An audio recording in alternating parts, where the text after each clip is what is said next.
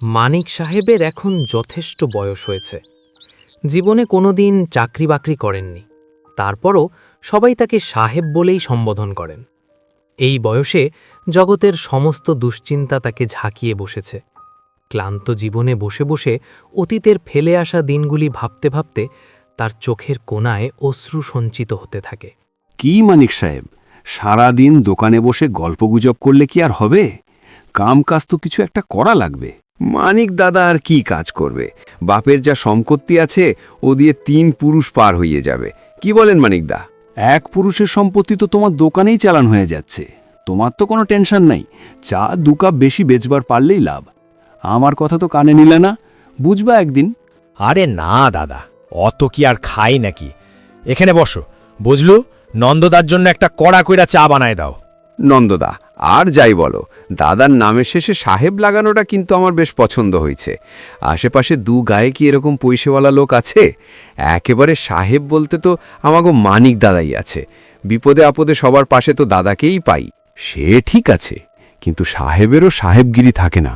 সময় গেলে সাধন করে কোনো লাভ নেই। তোমাদের মাথায় কি আর এসব ঢুকবে? নন্দদা, তোমার মতো তো অত পড়াশুনো করি নাই, তাই বুদ্ধিশুদ্ধি একটু কম। যা বুঝি খাইয়ে গেলেই জীবন সার্থক, সাধনা কইরা আর কি হবে? আচ্ছা, এভাবে বেকার বসে না থেকে একটা কিছু করলেও তো পারো। কি করব? কি করবা সেও আমি বলে দেব। আর কিছু না পাইলে ক্ষেতখামারি করো। আমি করব ক্ষেত খামারি? ওসব আমারে দিয়ে হবে না। সবাই বলে অকর্মা জামাই, বইসে বইসে খায় আর ঘুমায়। এগুলো শুনতে কি ভালো লাগে? কে কি বলল সে কথা শুনে লাভ আছে? ঠিকই তো, বিপদে পড়লে বাবার কাছে টাকা চাইতে চলে আসে, আবার পাশে যে নিন্দে করে। নিন্দের কি আছে? কাজকর্ম কথা বলা কি নিন্দে? বইয়ের জোড়াজড়িতে একবার ভাবে বাজারে একটা পাইকারি মালের দোকান দেবে, কিন্তু বাকি বাট্টার ঝামেলা, মানুষের পিছে ছুটতে সে পারবে না। আবার ভাবে ফার্মেসি বিদ্যাটা শিখে একটা ফার্মেসি দেবে, কিন্তু এই বয়সে আবার পড়াশুনো ও তাকে দিয়ে হবে না। এভাবে চিন্তা করতে করতে তার দিন চলে যায়, এরপর মাসের পর মাস, তারপর কতগুলো বছর।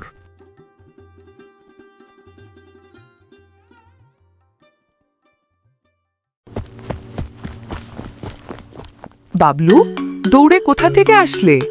দাদু, আমার ক্ষুধা পেয়েছে, আমাকে খেতে দাও। এই সামান্য শুকনো রুটি দিয়ে কি ওর পেট ভরবে? ঘরে আর তো কিছুই নেই। আমিনার কাছ থেকে কিছু আটা চেয়ে এনেছিলাম, তাও তো শেষ। এই বৃদ্ধ বয়সে আমি নিঃস্ব।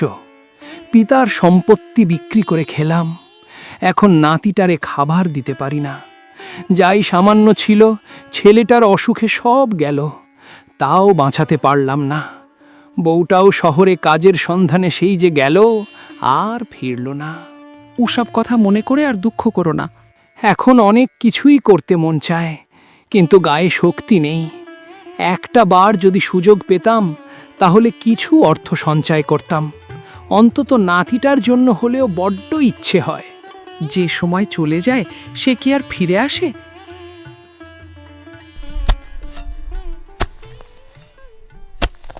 কাকু, এই বয়সে এই কাজ কি তোমার শরীরে কুলায়? আমরা জোয়ান মানুষ, তাও তো বেক্কা যাই। কপালে থাকলে সবই কুলায়। বেশি খারাপ লাগলে জিরাই নিও, আমি তো আছি, এই ধীরে ধীরে হয়ে যাইব। কি কাকা, পারতাছো তো? আবদার করলা তাই কাজটা দিলাম। এই বয়সে তোমার হাড়ভাঙ্গা খাটুনি দেখতে আমারও ভাল লাগে না। জীবনে তো সঞ্চয় কিছু করলা না, শেষ বয়সে কষ্ট করতাছো। দেখো যতটুকুন পারো। অত চিন্তা কইরো না রহিম মিয়া, আইজি তোমার জমির গাছ শেষ করে দেব। বুঝলা কাকা, সঞ্চয় করতে হইব। আমিও চিন্তা করছি, মাইয়াডার জন্য সঞ্চয় করুম, বলা তো যায় না। কাকি, তোমার নাতিকে কি দেখে রাখো না?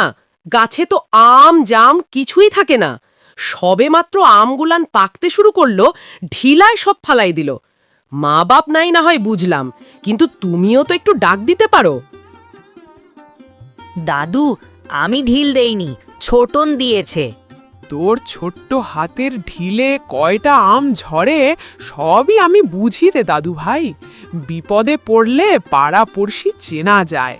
থাক দাদু, মন খারাপ করিস না, ওর গাছের কাছে আর যাস নে।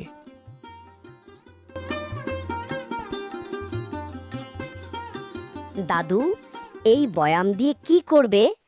সঞ্চয় করব। এখন থেকে এখানে পয়সা জমাবো। জীবনে আমি কোনোদিন সঞ্চয় করিনি, তাই সবাই আমাকে নিয়ে উপহাস করে। আজ থেকে সঞ্চয় করব। আমিও সঞ্চয় করতে চাই, আমাকেও একটি পয়সা দাও। তোমার হাতে কি হয়েছে দাদু? ও কিছু না দাদু, এখন এই বয়ামের মধ্যে পয়সা ফেলো।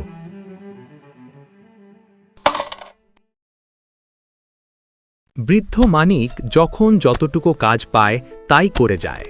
অর্ধভুক্ত থেকে আয়ের কিছু অংশ সে জমাতে শুরু করে। তাছাড়া সামনে বর্ষা, কাজকর্ম থাকবে না তেমন। বয়সটাও যে অনেক হয়ে গেল, তাই কিছুটা হলেও অর্থ সঞ্চয় করা দরকার।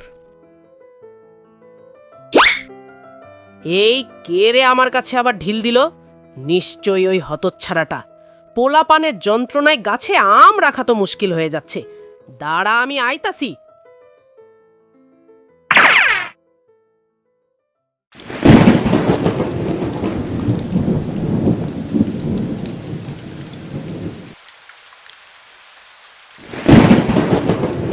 বর্ষা তো আইসা গেল, ঘরের চালাটা আর ঠিক করা হইল না। বৃষ্টি হইলেই পানি পড়ে। কয়টা টিন আইনা ঠিক করতে চাইলাম, কিন্তু পয়সার অভাবে পারলাম না। খড় দিয়ে কি আর পানি আটকানো যায়? সবুরের বউয়ের কাছে কয়টা খড় চাইলাম, বলে খড়ের দাম নাকি বাইরে গেছে। সব কিছুরই দাম বাড়ে, শুধু বাড়ে না আমাগোর দাম। যাই টুকটাক কাজকর্ম করতাম, সামনের দিনগুলায় তাও পামো না। তার ছাড়া এই বৃদ্ধকেও কেউ কাজ দিতে চায় না। গায়ে গতরের ঘাটনি, তা কি আর বৃদ্ধ দিয়া হয়?